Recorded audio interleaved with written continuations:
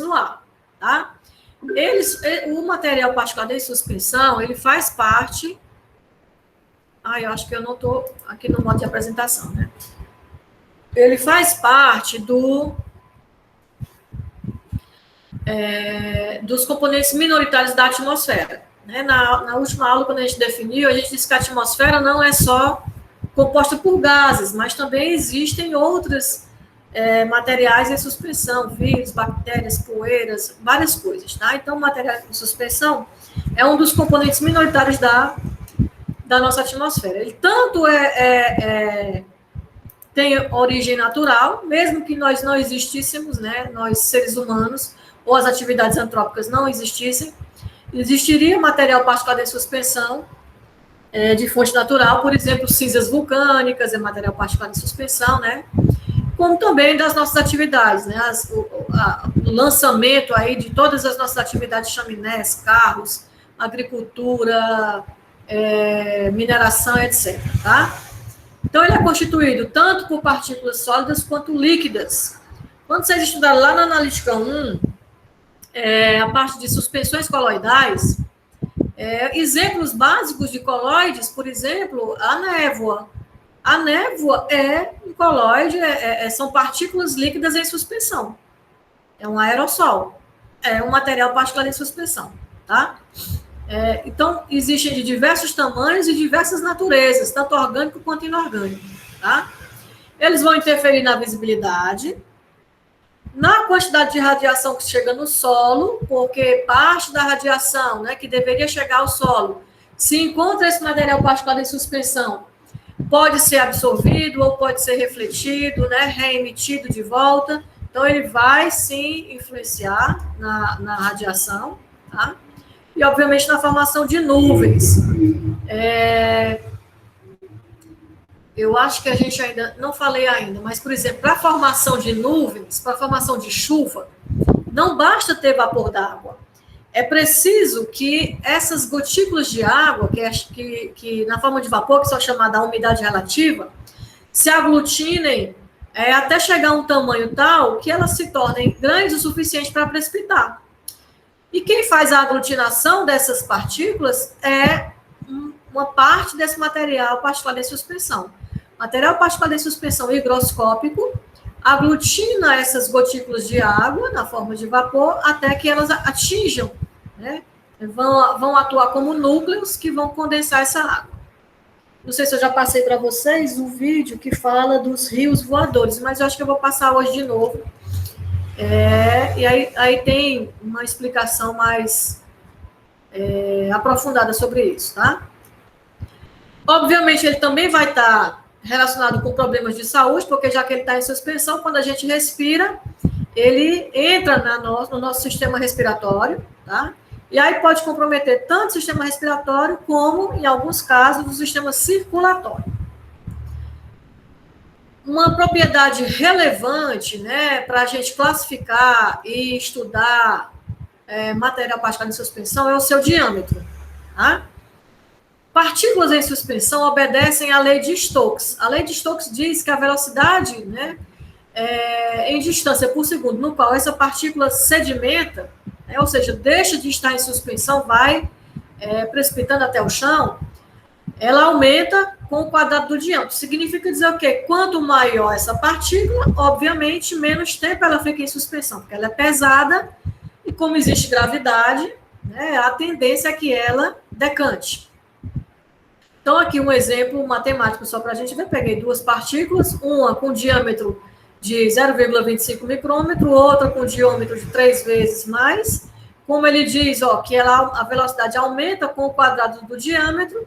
Se esse diâmetro aumentou 3 vezes, o quadrado de 3 é 9, ou seja, a velocidade de decantação dessa partícula é 9 vezes maior do que a velocidade de decantação dessa primeira partícula aqui. Então, dependendo desse diâmetro, né, dessa propriedade, o Baird afirma que tem partículas que são tão pequenas, que elas se depositam tão lentamente, que a gente pode considerar que elas vão ficar suspensas no ar por tempo indeterminado. Tá? Então, com relação ainda a esse diâmetro, a gente pode classificar as partículas do material particular em suspensão em partículas grosseiras e partículas finas. Grosseiras são aquelas que o diâmetro varia aí entre 2,5 e 10 micrômetros. Acima disso, não é considerado material particulado em suspensão, porque já é grande demais, então não fica suspenso, decanta. Como foi dito no slide anterior, a gente tem tanto fontes naturais quanto antrópicas, né? Então, fontes naturais de partículas grosseiras, erupções vulcânicas, a erosão natural, né, de solo e rocha. E as antrópicas, coisas semelhantes, né? Trituração, né? Ou seja, por mineração, quando eu quebro uma rocha, eu vou lançar partículas, né, no ar, ou atividades agrícolas também, que eu vou revolvendo o solo. Partículas finas são aquelas cujo diâmetro é menor do que 2,5 micrômetros, tá? As partículas finas, elas principalmente são formadas pela coagulação de outras espécies através de pequenas reações químicas. Por exemplo, um caminhão ou um ônibus com o motor desregulado, ele joga aquela fumaça preta no ar. Aquela fumaça preta, ela é visível. Então, se ela é visível, ela é partícula grosseira. Um motor que não está desregulado, mas que joga no ar partículas, né, provenientes da combustão daquele combustível, elas ficam suspensas no ar e podem, por exemplo, ser absorvidas ou coaguladas com partículas líquidas em suspensão ou de outras espécies químicas, ou de água, ou mesmo de meu Deus do céu, poluentes orgânicos, né? Componentes orgânicos voláteis, e aí elas vão se aglomerando, né, crescendo até chegar ao ponto de decantar. Mas enquanto não chegam isso, são consideradas partículas finas. Quanto menores, mais tempo em suspensão, mais fácil para a gente inalá-las por respiração. Quanto maior for o conteúdo orgânico, tá? Ou seja, as partículas finas têm um conteúdo orgânico maior do que as partículas grosseiras. Geralmente, as partículas grosseiras são inorgânicas, a gente vê aqui pela própria origem delas. As partículas finas têm maior conteúdo orgânico, portanto, são mais perigosas. Perigosas em que sentido? Se a gente levar em consideração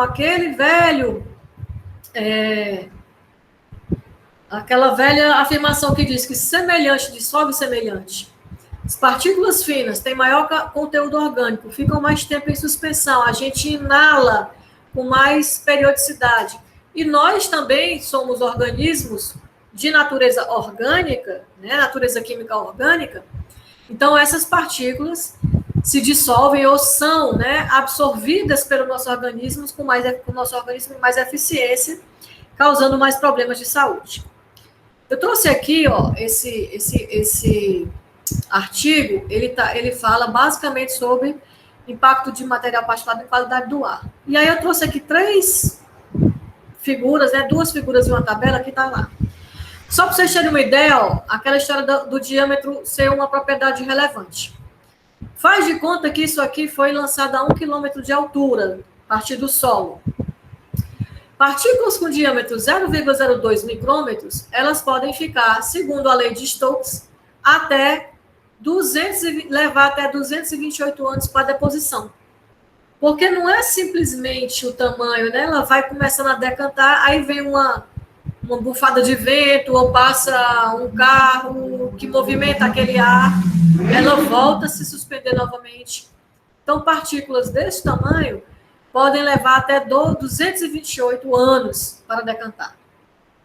Pode decantar mais rápido, desde que aconteça o processo de nucleação. Partículas pequenas que se encontram, até mesmo pelo próprio movimento de massa, vão, né, se nucleando, crescendo, até chegar a um tamanho que elas decantem, que é o que acontece com a chuva, né, com o vapor d'água, quando há a precipitação. Quando há chuva é porque houve antes todo esse processo de nucleação.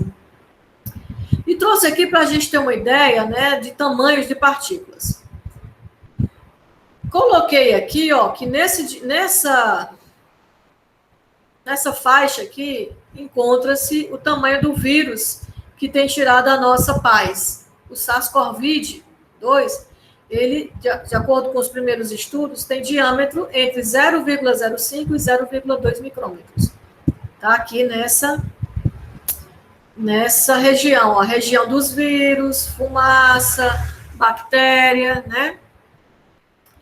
E é um diâmetro muito pequeno, 0,05 é um pouquinho maior do que isso aqui.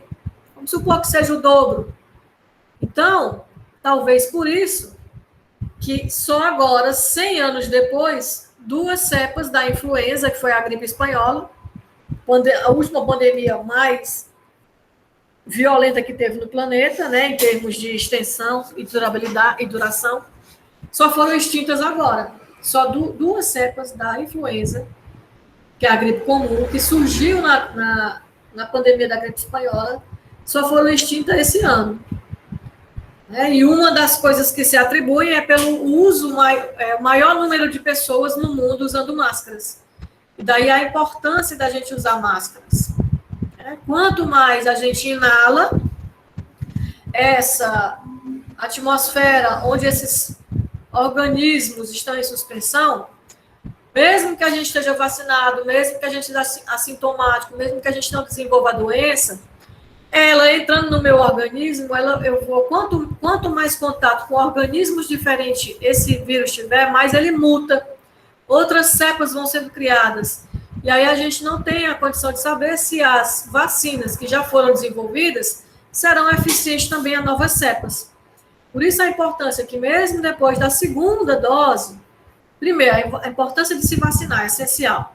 E segundo, mesmo após a segunda dose, que a gente mantenha os cuidados, né? Sempre que puder, usar máscara, fazer asepsia das mãos, evitar aglomerar, né? Evitar ter contato com o micro-organismo, com o vírus, que é para tentar superar, pelo menos, a fase mais crítica da pandemia num tempo menor, né? Essa fase crítica da pandemia, ela ainda vai passar aí pelo menos 1 ou 2 anos, no mínimo, indo e voltando, piorando e melhorando, porque a população mundial é cada vez maior e a conscientização das pessoas é bem difícil, né? Foi dito lá, naquele primeiro slide, que esse material particular em suspensão, ele também afeta a radiação que chega até a superfície terrestre, né? Essa radiação que chega, ou seja, a parte que chega, toca a superfície, que deve ser refletida de volta, a razão entre o que chega e o que é refletido é chamada de albedo, tá? Então, albedo, por definição, é a razão entre a irradiância eletromagnética, né? Ou seja, toda a radiação que vem do Sol, todo o espectro refletido e a quantidade incidente, o tanto que chega e o tanto que é refletido. Tá? É uma medida adimensional, porque eu estou dividindo 2 grandezas com a mesma origem, com a mesma unidade, é a radiância eletromagnética. Porém, a gente é representada por porcentagem. Tá? E, obviamente, né, ele vai afetar esse balanço radioativo da Terra. Porque o balanço vai ser justamente essa razão entre essa quantidade eletromagnética. Então, se vocês terem uma ideia, o balanço radioativo da Terra ele pode ser calculado por essa equação. Essa equação mostra, ó, π, porque apesar das partículas terem vários formatos, para facilitar, considera-se formato circular. Então, πr, ó, por conta, né, do formato, dependendo do raio, de novo, porque o raio está diretamente ligado com o diâmetro. Quanto menor o diâmetro, mais tempo ela fica em suspensão, mais oportunidade ela vai ter, ó, de impedir, né, que essa radiação atravesse até a superfície. Então, ela pode ser emitida aqui. O lambda, porque dependendo do tipo de radiação e do tipo de partícula em suspensão, pode haver uma afinidade maior e uma absorção. A gente viu isso quando falou de efeito estufa na aula passada, os gases que absorvem especificamente radiação infravermelha térmica, ou a camada de ozônio, que absorve especificamente ultravioleta. Tá? Então, o lambda da radiação também vai estar entrando. E esse M aqui é o coeficiente de difração.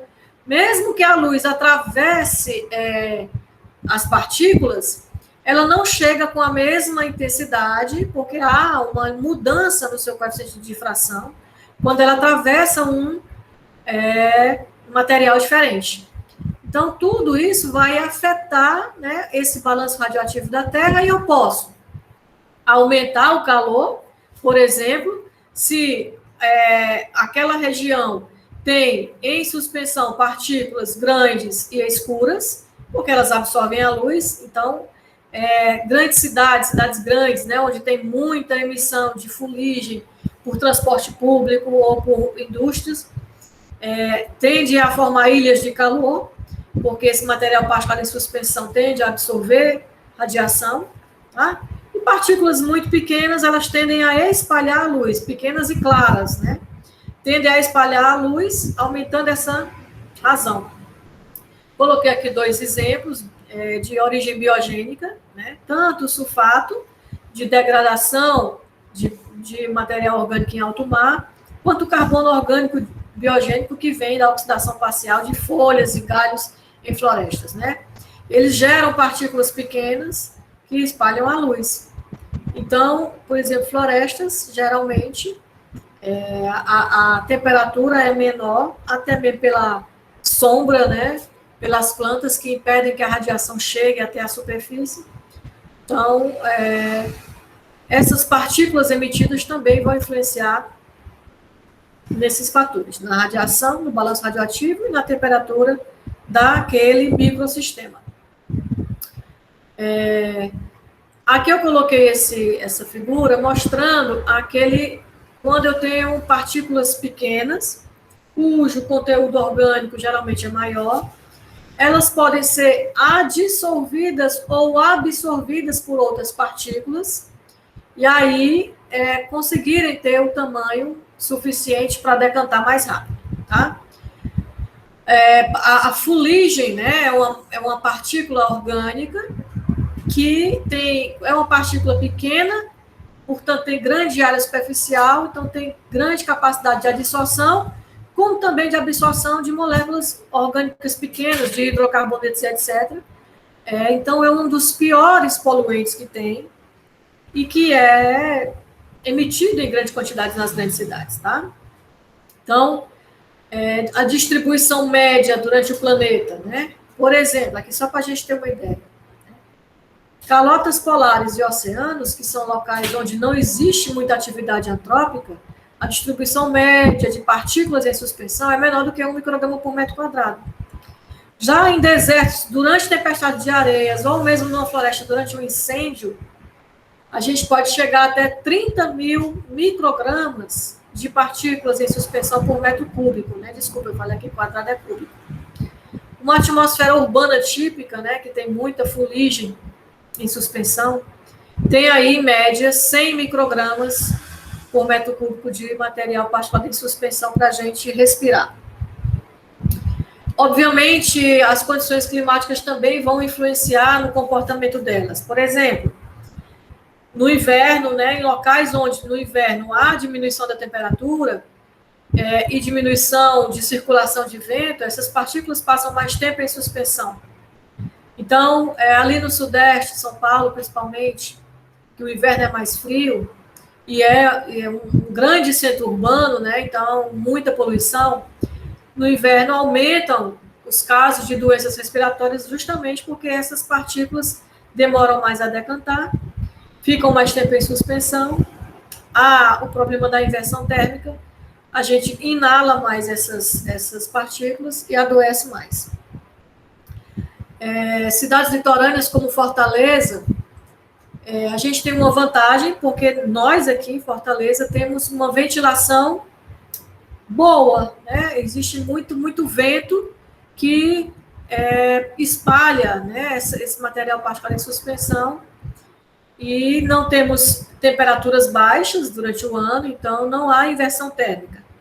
Porém, com o aumento, né, do número de prédios na Avenida Beira-Mar e prédios cada vez mais altos, essa ventilação também tem sofrido, né? Então, isso também vai afetando toda a dinâmica desse material particulado em suspensão.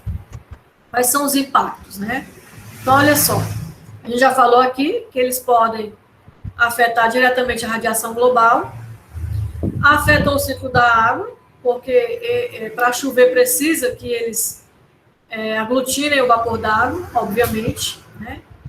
E a saúde humana por inalação. Eu coloquei aqui alguns problemas mais comuns com relação a materiais particulares em suspensão. Eu vou agora aqui parar de apresentar a tela inteira e colocar aqui uma janela para apresentar. E eu vou colocar o seguinte: esse vídeo aqui, eu acho, eu não tenho certeza se eu já apresentei ele para vocês, mas vamos lá. De qualquer forma, é importante. O professor Antônio Nobre é da FAPESP e ele estuda já há muito tempo o fenômeno dos rios voadores. E aqui a gente vai saber mais sobre a questão dessas partículas que ajudam, né, a aglutinar o vapor d'água, a umidade terrestre, para fazer chover. Se você olhar no mapa mundi, você vai ver que latitudes médias são regiões onde estão alinhados os desertos da Terra. Na África tem o Namíbia Kalahari, do outro lado dos Andes tem o Atacama, que é o deserto da Austrália. No hemisfério norte tem o Saara e o Sonoma lá no México. E não é por acaso que esses desertos estão alinhados ali. Existe uma circulação chamada circulação de Hadley. Ventos sobem na região equatorial porque tem mais energia lá. E lá eles perdem umidade. Por isso que estão as florestas todas lá. Esse vento que subiu progride para a latitude média. E aí onde ele desce é um vento seco, ele rouba umidade da superfície. Então uma região, naturalmente, a tendência dela é de aridez. A não ser que esteja muito próximo do oceano aqui. No entanto, na América do Sul, a região que a gente pode chamar de quadrilátero, Cuiabá ao norte, Buenos Aires Sul, São Paulo no leste e a Cordilheira dos Andes no oeste, é uma região que está geograficamente na alça de subsidência de Hadley e chove a cântaros. Então, era um mistério, né? O que tem que é diferente? Temos essa grande floresta. E o que tem lá? Tem um super irrigador da atmosfera. O que a Amazônia tem que é tão importante? Como que uma floresta pode manipular o clima? Como é possível que uma área que está a 3.000 quilômetros do oceano receba umidade do oceano? O oceano é a fonte primordial de toda a água. O vento leva essa umidade para dentro do continente. Conforme ele vai entrando no continente, vai chovendo e o ar vai ficando mais seco. Se não tivesse algum mecanismo para manter o ar úmido, esse ar lá dentro do continente vai ficar totalmente seco. O que tem na Amazônia que é diferente? E a Amazônia tem árvores. As árvores grandes na floresta, elas têm raízes muito profundas, elas pegam água no lençol freático, bombeiam lá de baixo, 50, 60 metros, e as folhas são estruturas fantásticas de evaporação. Uma árvore grande, com uma copa com 20 metros de diâmetro, uma árvore frondosa, chega a colocar mais de 1.000 litros de água num dia. Para toda a Amazônia, é um volume que chega a 20 bilhões de toneladas de água num dia. Pra você ter uma ideia do tamanho que é isso daí, o rio Amazonas, que coloca 20% de toda a água doce que chega nos oceanos no mundo inteiro, coloca 17 bilhões de toneladas no mesmo período. O rio de vapor que acende é maior que o rio Amazonas. Vai ficar claro por que isso é tão importante para quem está fora da Amazônia e recebe a umidade da Amazônia. Você tem o ar com uma quantidade grande de vapor, mesmo que ele esteja saturado, se não tiver uma partícula lá para começar a depositar as moléculas de vapor e formar água líquida, e formar gota da nuvem, não forma. O ar sobre a Amazônia é tão limpo de partícula, de poeira, quanto o ar sobre o oceano. E no oceano é semideserto, quase não chove. Então o mistério era, o que tem na Amazônia? Fonte de umidade a gente já sabe agora, né? Mas e o que faz chover? As folhas das árvores têm compostos lá que evaporam e vão para a atmosfera. O que foi descoberto é que esses vapores produziam lá uma reação e precipitavam na forma de uma poeira. E essas partículas são chamados aerossóis atmosféricos, são chamados também de núcleos de condensação de nuvem, ou seja, a floresta amazônica fabricava a sua própria chuva. A gente está acostumado a pensar a evolução dentro da própria vida, plantas, com animais, com insetos, etc.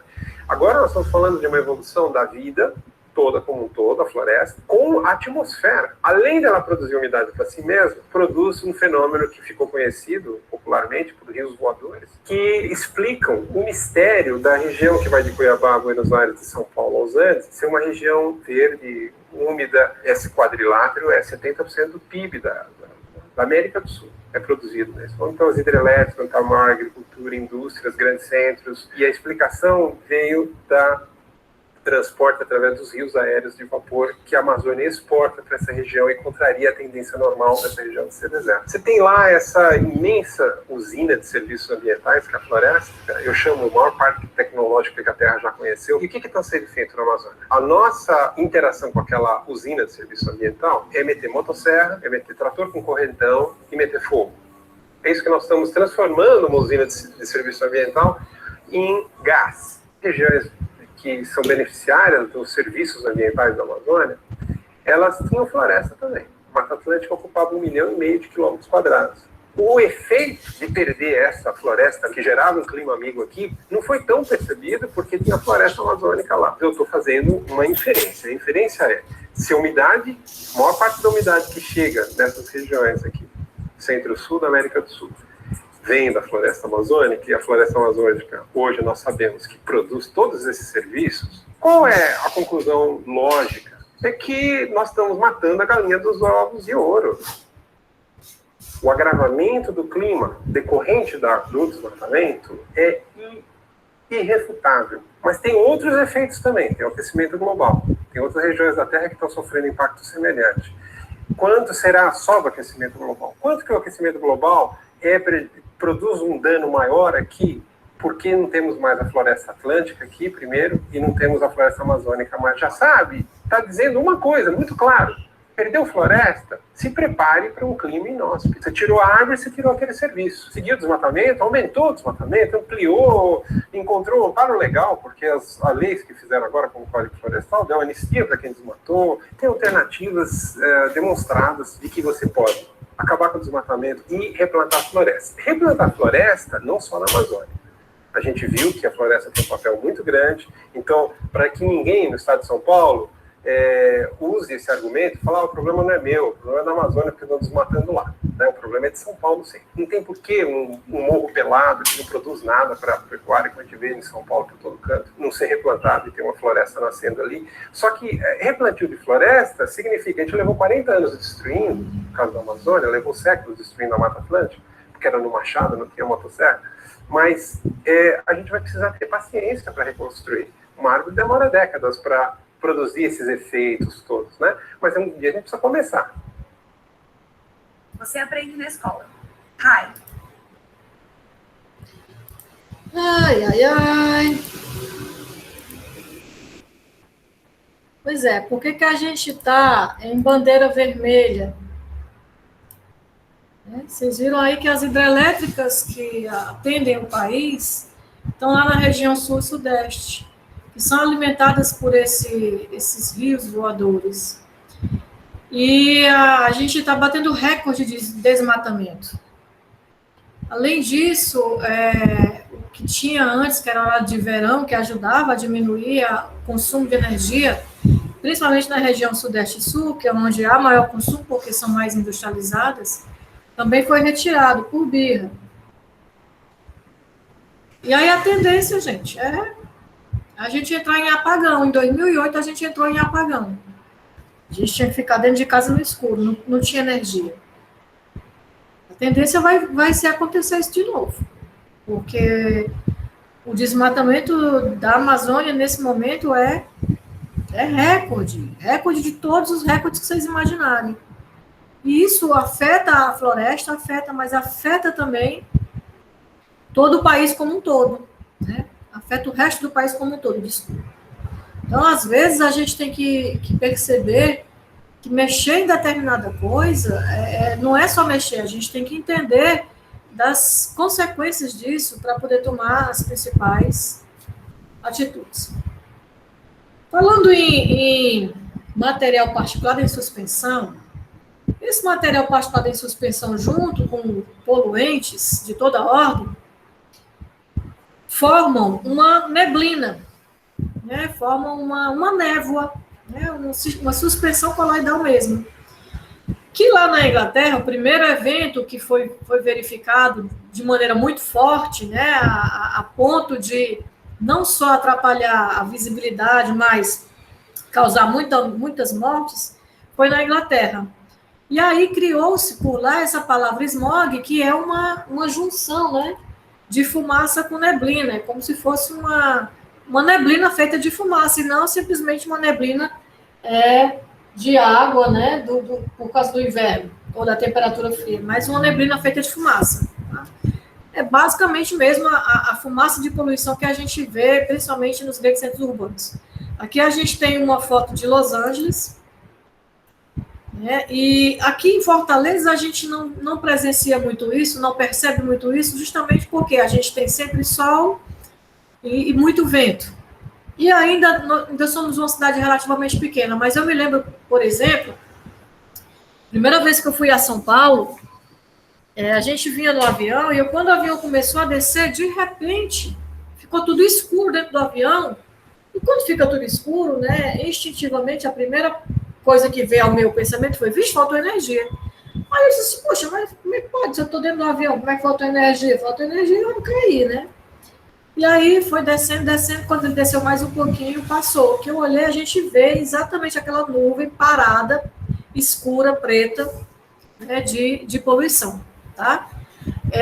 O smog, então, é proveniente, né, da queima incompleta dos combustíveis, e a gente tem classifica basicamente em dois tipos, o fotoquímico e o industrial. O fotoquímico é o presente nos grandes centros urbanos, vem principalmente da poluição de motores, né, de veículos, e o industrial vem das chaminés das indústrias, mas o processo é semelhante, o que vai mudar basicamente é o tipo de poluente que vai gerar essa nuvem de poluição, tá?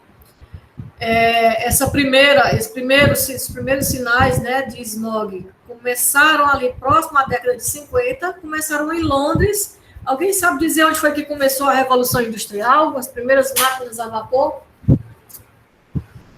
Que país do mundo trouxe essa revolução para a gente? Inglaterra. Exatamente, muito bem, Inglaterra. Eles criaram e eles foram os primeiros, né? Eu já falei aqui, alguém já até me disse qual foi a temporada que tem naquele The Crown, que fala, uma série da Netflix que tem fala sobre esse evento aí, mas eu não me lembro mais qual foi a temporada, não sei se é a primeira, se é a segunda, também não me lembro qual capítulo.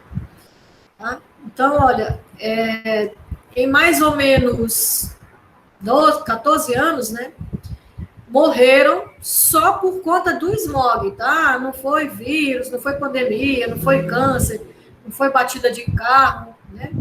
Só por conta da poluição, morreram aí, vamos lá, 4.600, 5.350 pessoas só por respirar um ar poluído. Tá? O processo, ele é um processo quimicamente complexo, porque, como eu acabei de falar, vai depender dos poluentes. O smog que acontece, por exemplo, em São Paulo, é diferente do smog que aconteceria aqui em Maracanaú, né, onde tem o Distrito Industrial. Porque as indústrias que tem lá são diferentes das indústrias daqui, ou a frota. Se for smog urbano, é pela frota de carro, se for smog industrial, é por outro tipo de poluente. Então, as reações vão depender dos tipos de poluente, tá? A nossa atmosfera, ela é um reator porque ela é rica em oxigênio. Então, é uma atmosfera oxidante. Porém, além nas atmosferas urbanas, né, ou industriais, além do oxigênio, ele tem um monte de outros poluentes que a gente coloca lá, tanto poluentes primários quanto poluentes secundários, que ficam em suspensão, que se juntam com o material para estar em suspensão, por adsorção, por absorção, vão nucleando, vão reagindo, tem luz, tem temperatura. Então, tudo isso vai fazendo um monte de reação que vai criando o tal do smog, né? Os reagentes mais importantes, ou pelo menos os que existem em maior quantidade e, portanto, formam mais reações, são os óxidos de nitrogênio e aqui os radicais, né? Os óxidos de nitrogênio, quando atingidos pela radiação eletromagnética, radicalizam, né, no sentido de formar radicais. Os hidrocarbonetos, que vêm da queima, né, incompleta aí dos motores, e outras fontes, né, de poluentes primários, vão se juntando, né, os COVs, que vêm dos solventes, né, gasolina lá no posto, eu não queimei ainda, mas toda vida que eu estou abastecendo o carro, vai gasolina para a atmosfera. tintas, todos os combustíveis, os solventes que vocês imaginarem, vão, né, se encontrando e reagindo, tá? E vão formando o smog, né? É preciso ter luz solar. A gente viu lá no começo do semestre que o nosso planeta tem essa fonte inesgotável de luz, dioturnamente, sempre vai ter luz, tá? E essa luz que é responsável por formar os radicais livres a partir desses poluentes aqui, tá?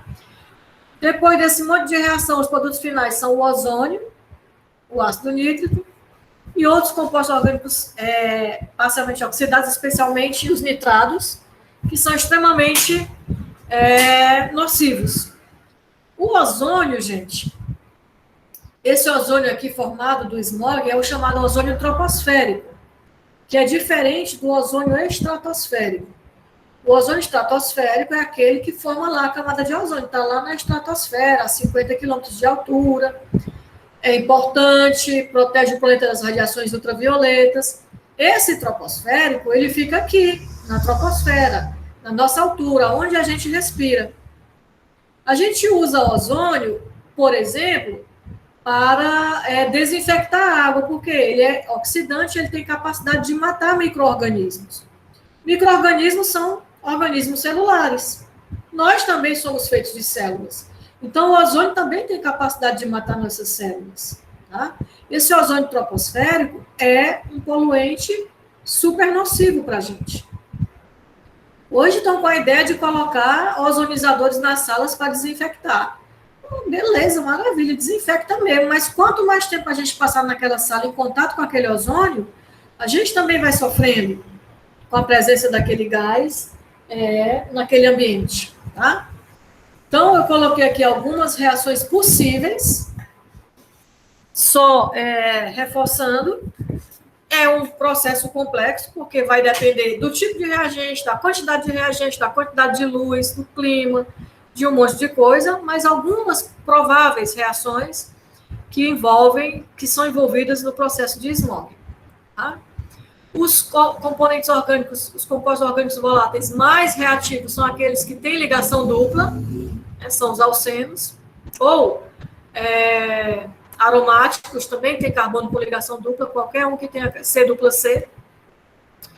Os óxidos de nitrogênio são produzidos principalmente, né, pela queima de combustíveis em motores, né, que são uma fonte de calor, e esse calor, seja do motor, seja da radiação eletromagnética, tem condição de fazer esses óxidos virarem radicais, e aí eles reagem mais rapidamente, formam outros radicais e começa a reação em cadeia. Tá? Essa cor amarelada que a gente viu aqui na foto, ó, é justamente por conta da presença do NO2, né, que absorve aí radiação do visível na região do violeta e emite na região do amarelo.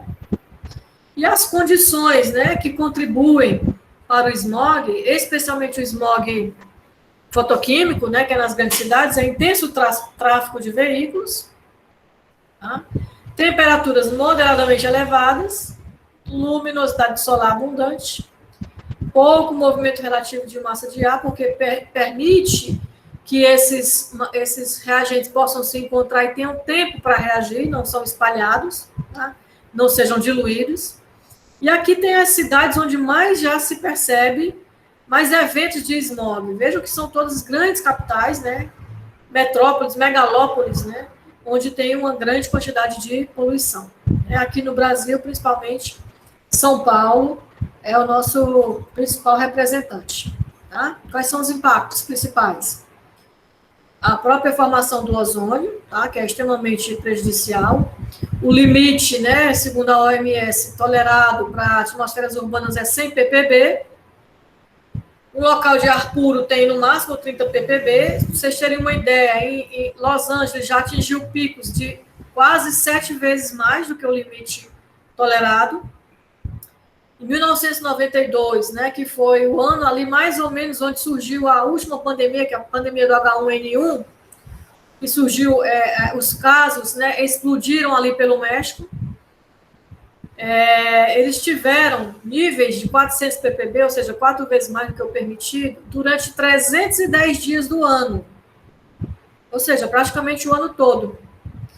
A poluição lá no México, nesse ano, nessa década, né, era tão severa, né, que além do ozônio troposférico praticamente 4 vezes acima do máximo permitido durante o ano todo, até matéria fecal em suspensão era encontrado em grandes quantidades e facilmente.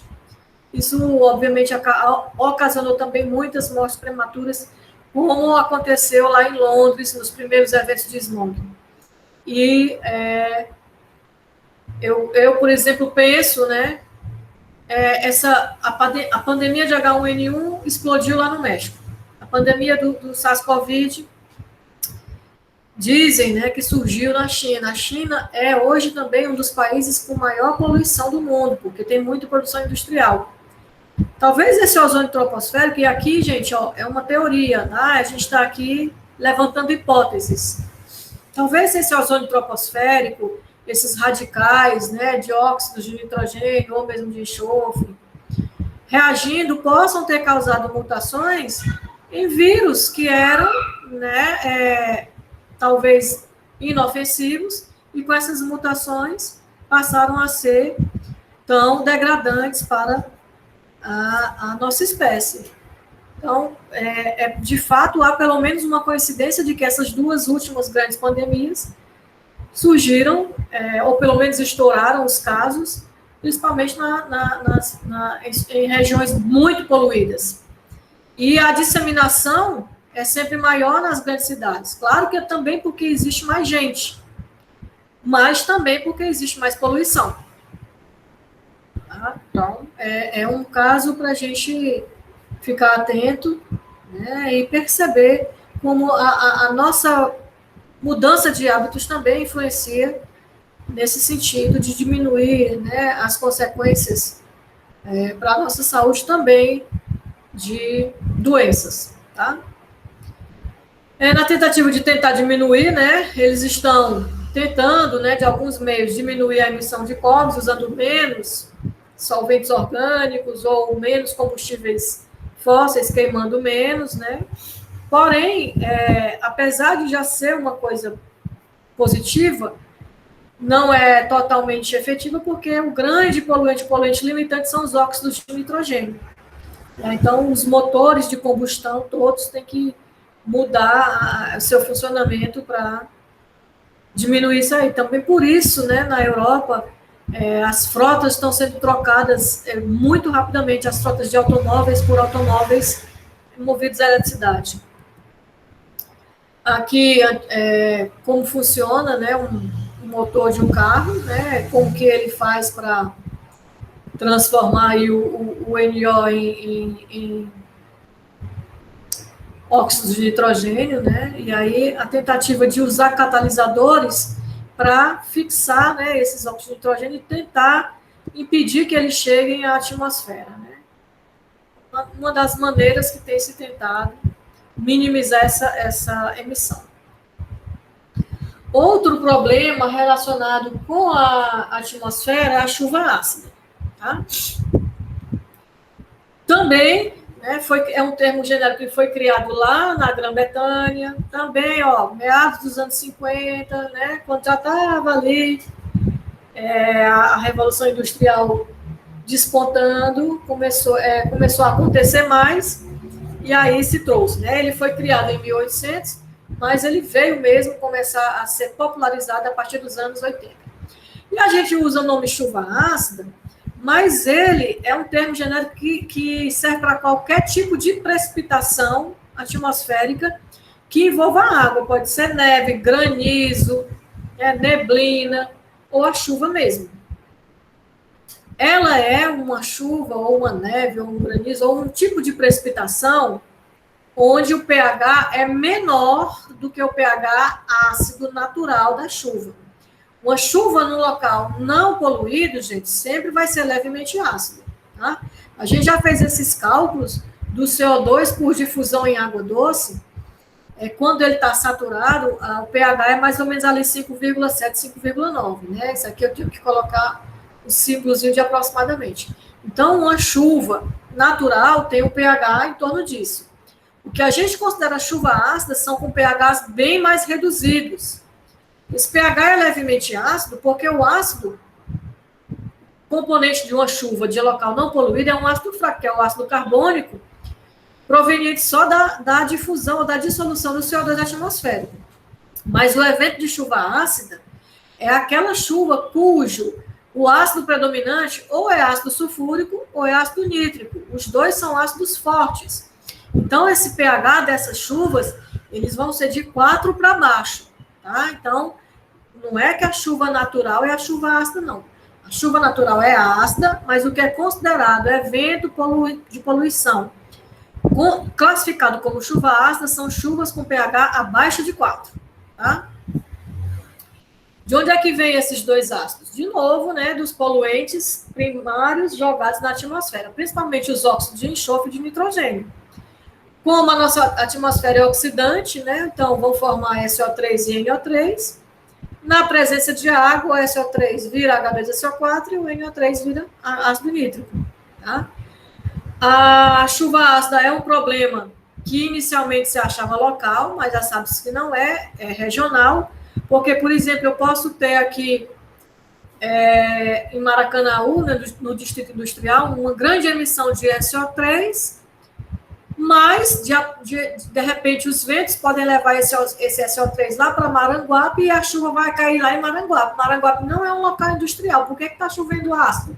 O que é isso? É a natureza que está se rebelando? Não. Dependendo da direção dos ventos, a poluição que um município produz vai impactar o outro.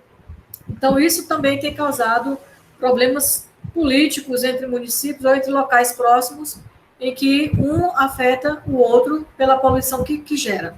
Tá? Principal fonte, de novo, os combustíveis fósseis, sempre são eles. Tá?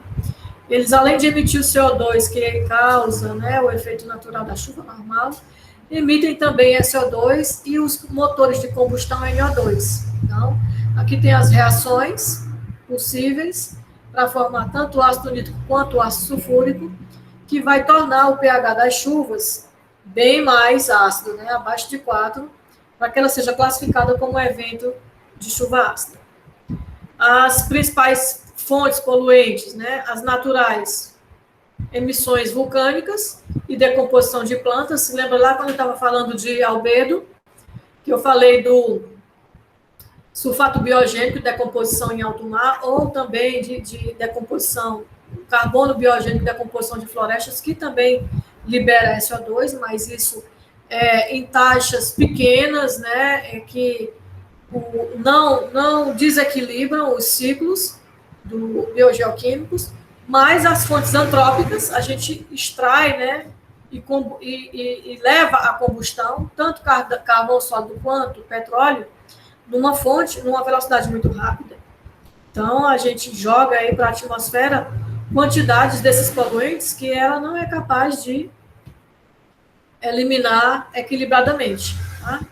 Geralmente, o carvão, né, pode ter de 1 até 9% de enxofre, então, quando queima, libera SO2.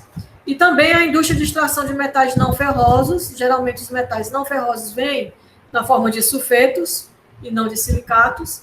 Então, para extrair através da queima, também libera SO2 e isso vai gerar chuva rica em ácido sulfúrico. Tá? Do mesmo jeito lá do smog, as chuvas elas vão ter ácidos predominantemente diferentes de acordo com o tipo de poluição. Tá? Então, por exemplo, pegando aqui o mesmo país, Estados Unidos, do lado leste, é um lado mais industrializado e a geração de energia deles é basicamente de termoelétricas. Não existe hidrelétrica lá, por conta de relevo e situações climáticas mesmo da característica da região. Então, a energia deles é de termoelétrica, é óleo diesel queimando dia e noite. Então, eles usam, né, um carvão com alto teor de enxofre, então joga muito SO2 para a atmosfera. A chuva deles é rica em ácido sulfúrico. Já do outro lado, do lado oeste, tem uma grande frota de veículos, né, um lado mais urbano, e nessa se joga muito NO2 para a atmosfera, óxido de nitrogênio para a atmosfera, e a chuva predominante deles a chuva ácida predominante deles é com ácido nítrico. Tá? Obviamente, à medida que o tempo vai passando, as chuvas vão ficando mais ácidas, porque a quantidade de óxidos ácidos jogados no meio ambiente, na atmosfera, são maiores, porque vai aumentando a industrialização, vai aumentando a frota de carro, etc, etc, etc. De modo que eventos mais drásticos, né, aconteceram em 74 na Escócia, quando uma chuva teve pH 2,4. Aí o pessoal começou a abrir o olho e tenta, né, buscar meios de minimizar, mas mesmo assim ainda se registra hoje, né, nos Estados Unidos, chuvas com pH aí entre 3,9 e 4,5, que ainda são muito ácidas e, obviamente, né, vão causar vários problemas. Aqui tem um mapinha com áreas, né, atingidas por chuva ácidas em amarelo, e verde, potencialmente, aquelas que podem ser atingidas porque a poluição é muito alta. Se vocês observarem aqui no Brasil, ó, sempre ali, sul, sudeste, especialmente aqui em São Paulo e Rio, já foi registrado evento de chuva ácida na Floresta da Tijuca, que é no Rio de Janeiro. O que é que vai chover lá na floresta? É a floresta que está causando essa chuva ácida? Não. Aquela história que eu falei, a região industrializada, joga na atmosfera os poluentes e os ventos levam para a floresta, e quando vai chover, a chuva ácida se deposita lá na Floresta da Tijuca e causa problemas sérios para todo o ecossistema. Isso era engraçado nesse slide anterior aí dos mapas que eu vi. Ali no Canadá, no meio do Canadá, não tem quase ninguém, que o Canadá não mora quase ninguém, e tá ali propenso a ter área de chuva ácida. Onde é que vem, ó? Não tem indústria. Ó, de onde é que vem? Ventinho levando para lá, ó. Pois é, sempre a culpa deles aí. Você tá vendo, ó, que é nesse sentido, ó, não é para cá, não é para cima, é sempre nesse sentido aqui, ó. É o ventinho levando aqui para lá. Quem é que produz essa poluição? American. Exatamente. Então, os impactos, né? Além do ecossistema, que é óbvio, né? Já imaginou você tomando banho de chuva com pH 2,4? Como é que vai ficar seu cabelo, sua pele? Então, imagina aí os bichos e as plantas que recebem, né? O próprio solo, lembram lá dos intemperismos, né? Dos processos de intemperismo químico. Então, se vem um ácido forte desse, vai mudando, né? Intemperizando as rochas, solubilizando determinados metais que não deveriam ser. Tá? Regiões, né, onde o solo é de granito ou de quartzo, ou seja, silicatos, são mais afetados do que as áreas onde o solo é calcário, porque aqui o calcário, o carbonato, né, ele forma um sistema tampão, né, carbonato, bicarbonato, consegue dar uma segurada nos efeitos. Mas, obviamente, tudo tem seu limite. Né? Tanto é que, ó, aqui também o impacto não só nos ecossistemas, mas também nos prédios, nos edifícios, né, nas construções que tenham granito, né, na sua constituição. Aqui um exemplo de estátuas em locais urbanos, muito movimento de trânsito, e em pouco tempo aquelas partes mais finas vão sendo totalmente deterioradas por conta dos ácidos que vão atacando esse mármore, esse granito, do qual elas são feitas. E ainda aqui sobre a atmosfera, né, o último escopo aí da nossa disciplina, o assunto é a tal da camada de ozônio. Né? Ou, principalmente, o tal do buraco na camada de ozônio. Então, primeira coisa, é uma camada natural, né, que foi criada em determinado momento da evolução do planeta, formada, né, a mais ou menos 80 quilômetros, 50 quilômetros de altura, lá na estratosfera, e que tem a capacidade de absorver radiação ultravioleta proveniente do céu. Desculpa, gente, do Sol. tá? A radiação ultravioleta proveniente do Sol, ela pode ser classificada em 3 tipos.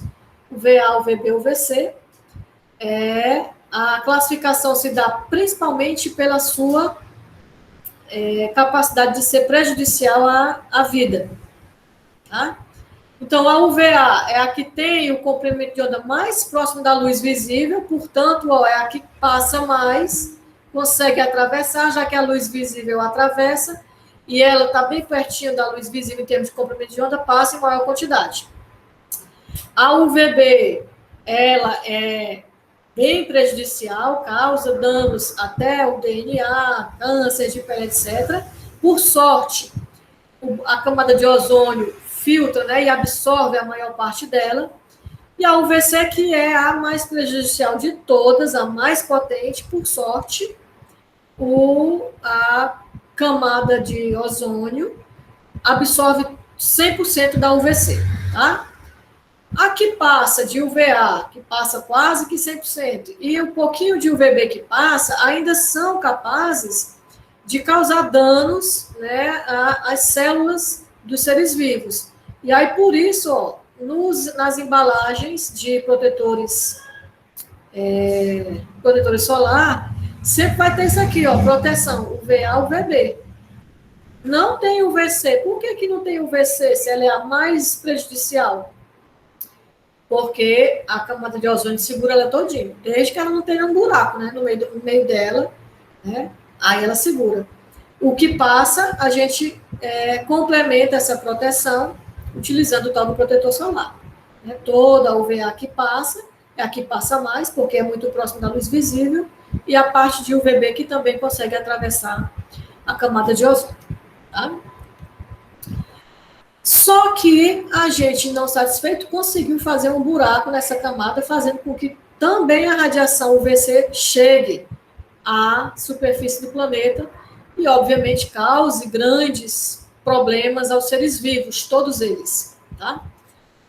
O início desse buraco começou ali no final da década de 70, mas ele só foi comprovado cientificamente no meados da década de 80. Como é que foi provocado? Foi foi comprovado, através de balões meteorológicos, né, foram se medindo a quantidade de ozônio, né, e percebeu que sobre a Antártida, né, durante vários meses do ano, havia uma redução de até 50% do ozônio da camada. E percebia-se que reduzia, depois voltava, né? Mas não chegava a fechar total, mas depois reduzia de novo. Ó. No começo do ano ali, ó, janeiro, fevereiro, aumentava a quantidade de ozônio, né? A concentração de ozônio lá na altura da camada, e quando chegava bem aqui em setembro, diminuía muito, até 50%. E na Antártida, né? Que absurdo, né? Como disse aí o João no slide anterior, engraçado que lá no meio do Canadá quase não mora ninguém, não tem industrialização e a chuva ácida foi para lá.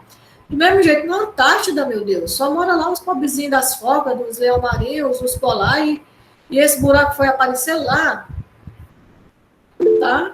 Por que esse buraco foi aparecer lá? Acho que tem alguém tentando entrar aqui. Deixa eu só ver, gente, só um minutinho. Não, diga, Igor. Essa variação da camada também funciona em todas as partes do planeta? Igor, tu pode repetir o que é que tem a variação da camada? Eu não consegui entender. Isso vale para todas as partes do planeta? Tipo assim, no Brasil? Não, também é principalmente sobre a Antártida, viu? O buraco é sobre a Antártida. Essa redução é justamente o que eles chamam de buraco. E o buraco é sobre a Antártida. Certo? Principalmente sobre a Antártida. Por que sobre a Antártida? Existe um fenômeno que se chama nuvens estratosféricas, né? Que ele acontece principalmente sobre a Antártida, mas também acontece no Polo Norte, mas principalmente nos polos, tá? Por conta daquele efeito de Coriolis, né? A rotação do planeta faz com que ventos, né, polares tragam essa poluição que foi gerada nas regiões mais industrializadas para os polos. E aí, por isso que acontece aqui, tá? Que é o que eu estava falando, que o João falou, né, dos ventos lá no Canadá, aqui também. Essas nuvens polares, estratosféricas, trazem e acumulam essa poluição nos polos, mas principalmente aqui na Antártida. Por que em setembro? O que acontece? Esse buraco, na realidade, a camada de ozônio, o ozônio ele forma e ele também é destruído naturalmente. Só que existe um equilíbrio, né? A reação de formação, ela é mais veloz do que a reação de destruição. Então, mesmo quando destrói, não fazia buraco na camada de ozônio, porque o que se formava conseguia fechar aquele buraco. Isso na questão natural, equilibrada. Porém, as ações antrópicas, né, começou a jogar CFC, né, são compostos clorofluorocarbonados, e o cloro tem a capacidade de destruir o ozônio. Quanto maior essa concentração, maior a destruição, que é a tal da destruição antrópica. Como é nos polos, a temperatura é muito baixa, tá? Durante a primeira metade do ano é o inverno. Então, as temperaturas chegam a menos 80 graus na atmosfera. E aí, as reações ficam inativas. Quando chega do meio do ano para cá, especialmente aqui em setembro, que é a primavera, o calor chega, o sol chega nessa região, e aí essas reações começam a acontecer em grande quantidade. E aí vai destruindo o ozônio, tá? Vamos ver aqui como é que é. Então, ó, o mecanismo não catalítico, ou seja, não acelerado, o mecanismo natural de criação e destruição da camada de ozônio, tá? O oxigênio natural que existe na atmosfera, atingido pelas radiações UVC, que são aquelas mais potentes, né? Desculpa. Quebra a ligação, forma oxigênio molecular, que se encontra com outro oxigênio, forma o ozônio, liberando calor. Lembra lá, ó, que a temperatura vinha diminuindo, de repente ela parou de diminuir, deu uma pausa e foi aumentar. Está aqui o calor, ó, liberado na formação do ozônio. E, ó, essa formação, ela leva em conta a radiação UVC. Só que lá também existe a radiação UVB. Quando o ozônio interage com a radiação UVB, ele é quebrado e forma de novo, ó, oxigênio molecular e O2. Aí, de novo, né, esse oxigênio com molecular. Então, fica o tempo todo esse vai e volta. Certo? Só que chamado esse ciclo é chamado ciclo de Chapman.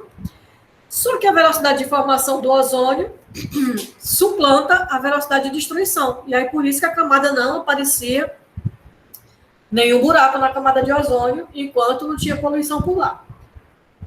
Só um instantinho, gente, vou tomar aqui um golinho de água. Aí, o que aconteceu? Existe ainda um mecanismo natural, ainda sem a poluição. Só que esse é catalítico, ou seja, ele é catalisado. Existe outras espécies químicas que ajudam nessa destruição, não apenas a radiação. Então, lá na estratosfera, existem espécies atômicas e moleculares. Por exemplo, óxido de nitrogênio. Você lembra que o nitrogênio é o principal gás da nossa atmosfera? E esse nitrogênio, quando é encontrado, né, pela radiação, a radiação é uma fonte de energia.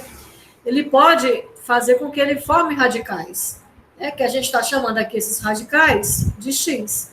Do mesmo jeito a água, ó, ela pode ser radicalada, tá?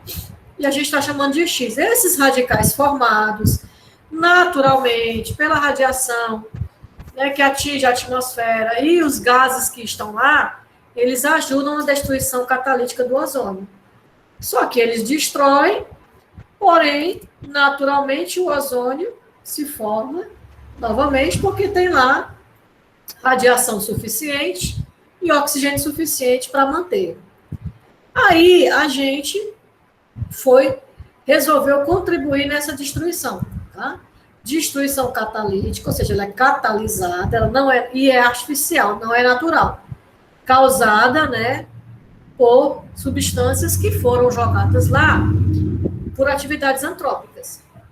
Os gases sintéticos CFCs, que podem ter cloro, mas pode também ter bromo, tá? Esses gases, quando são atingidos, eles são muito leves, então eles, apesar de serem emitidos aqui na troposfera, eles sobem até a estratosfera, são resistentes, são persistentes, então ficam lá durante muitos e muitos anos. E quando são atingidos pela radiação, também formam radicais. Esses radicais reagem com o ozônio, quebrando o ozônio e liberando oxigênio. Tá?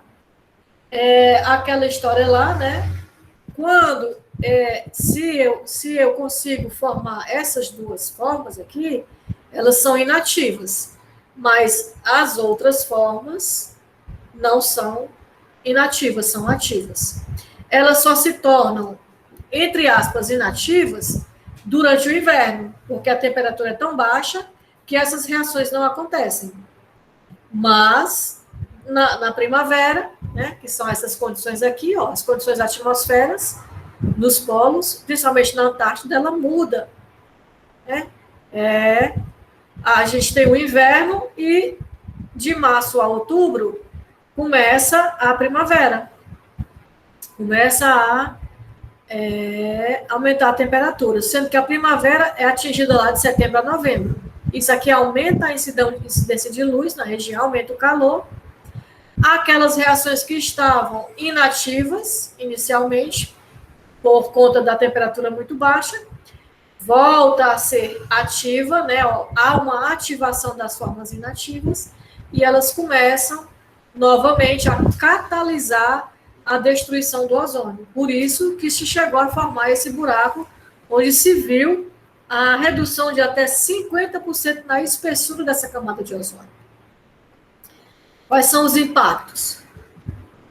Envelhecimento precoce, mutação genética, problemas no sistema imunológico, câncer de pele, todos os problemas causados pelaquela radiação ultravioleta que deveria ser barrada pela camada de ozônio, mas como tem um buraco, ela passa e atinge a gente. Tá? Não só nós seres humanos, mas todos os seres vivos, né? Plantas, organismos marinhos, mesmo os organismos unicelulares, e também contribui para o aquecimento global. Quando se descobriu isso, começou-se, então, uma campanha para minimizar ou para substituir os CFCs. Então, o Protocolo de Montreal foi um tratado internacional, né, que houve um acordo mundial onde, a partir dessa data, os países iam tentar substituir os CFCs, que são gases refrigerantes, né, por outros gases que fizessem o mesmo efeito, né, de refrigeração, mas que não destruíssem a camada de ozônio.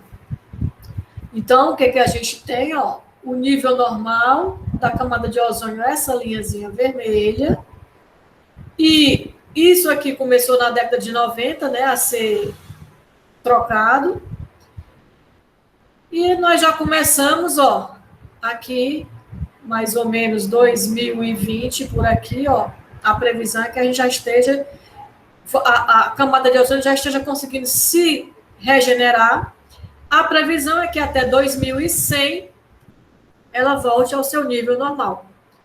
Por que, professora, vocês já não estão mais produzindo isso? Pelaquela história que eu falei, os CFC são persistentes. Então, aqueles que foram lançados até a década de 90 ainda estão lá sendo inativos durante o inverno e reativados durante a primavera, até que eles consigam ser, aos poucos, degradados, como a gente não está mais lançando, há essa previsão de que em 2100 a camada de ozônio, né, volte ao seu nível normal, daqui a 80 anos. Eu não estarei mais por aqui, mas eu espero que vocês estejam para receber essa notícia boa, né, de que a camada de ozônio foi restaurada. Se até lá a gente não piorar ainda mais as coisas. Esse é o mecanismo, né, em torno do buraco e do refazimento, né, da camada de ozônio que nós estamos tentando. Com isso, gente, a gente encerra o escopo do que a gente tinha para apresentar na disciplina de Química Ambiental. Estou aqui aberta para discussões, dúvidas, acréscimos. Já tenho recebido alguns trabalhos de vocês, vou começar a ler. Não ainda esse final de semana, né? Essa semana está ainda muito cheia, tenho 2 monografias amanhã até à noite, e tem um curso que eu faço, que é uma vez por mês, que vai ser esse final de semana, mas a partir de segunda-feira eu começo a ler os trabalhos de vocês.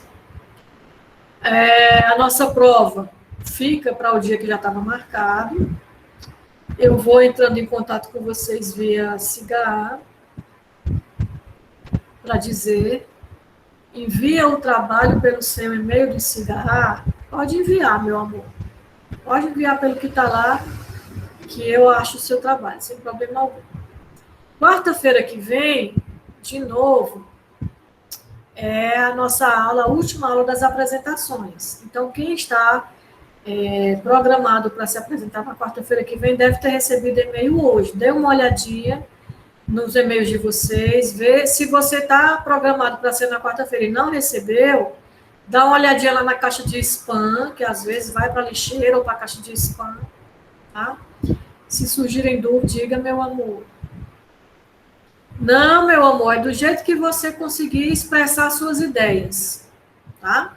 Precisa fazer introdução, teoria, revisão bibliográfica, não, é do jeito que você conseguir exprimir as suas ideias. Eu penso, né, toda disciplina que eu dou, independente de qual seja, eu tento fazer com que a gente pense a respeito do que a gente está estudando, não que a gente aprenda a fazer só cálculos de química, mas que a gente aprenda cálculo, se tiver cálculo, e aprenda a interpretar aquele cálculo, e aprenda as consequências de utilizar aquilo, e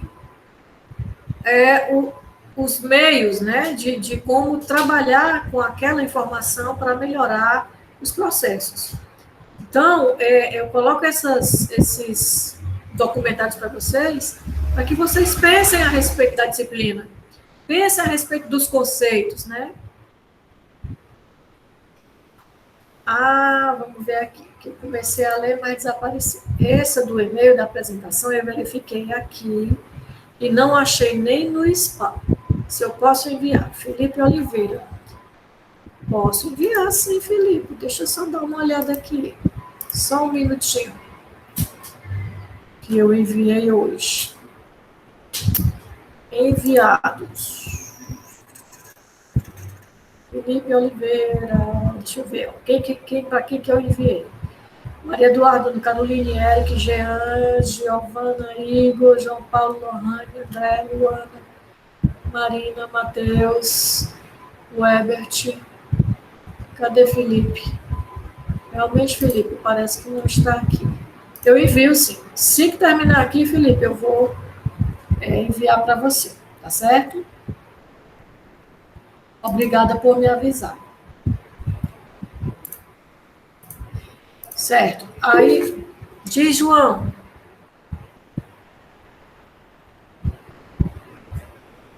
Ruth, Não, Felipe, você desespera, não. Diz, Joãozinho. tudo bom? Tudo bom, meu amor. O meu hambúrguer é gostoso? Hã? O meu hambúrguer é bom? Foi bom. Foi bom, né? Deixa eu te perguntar, o dia da avaliação, Sim. não anotei aqui, tu poderia me repetir, por favor? Nossa, se eu não me engano, está marcado para o dia 1º de setembro. Qual? 1º de setembro, que é daqui a 15 dias. Certo. Certo? Tá certo. Aí, como é que vai ser? Obviamente, vai ser uma avaliação online. Vai ser pelo Solar. Eu vou passar todas as instruções, vou fazer um documento, escrever um textinho dizendo as instruções. Vocês têm o dia todo, eu deixo o sistema aberto o dia todo, para não ter perigo de alguém que não conseguiu naquele horário, ou a internet caiu, né? Você tem o dia todo. E eu sempre deixo 3 tentativas. Significa que você pode tentar uma vez o conteúdo todo, Iana. Se você tentar uma vez, no meio da prova o sistema cair, vixe, eu perdi. Aí você pode tentar de novo. Tem 3 tentativas. Geralmente eu deixo um espaço de 3 horas que você pode ficar com a prova aberta tentando resolver. Certo? Mas eu vou fazer um documento explicando tudo isso e mandar via SIGA para vocês, tá? É matéria toda, viu, gente? É só uma prova. Mas, ó, não precisa entrar em desespero, não. Não é difícil, não. Mas é bom estudar. Geralmente, quando a gente estuda, fica mais fácil da gente conseguir se sair bem, né?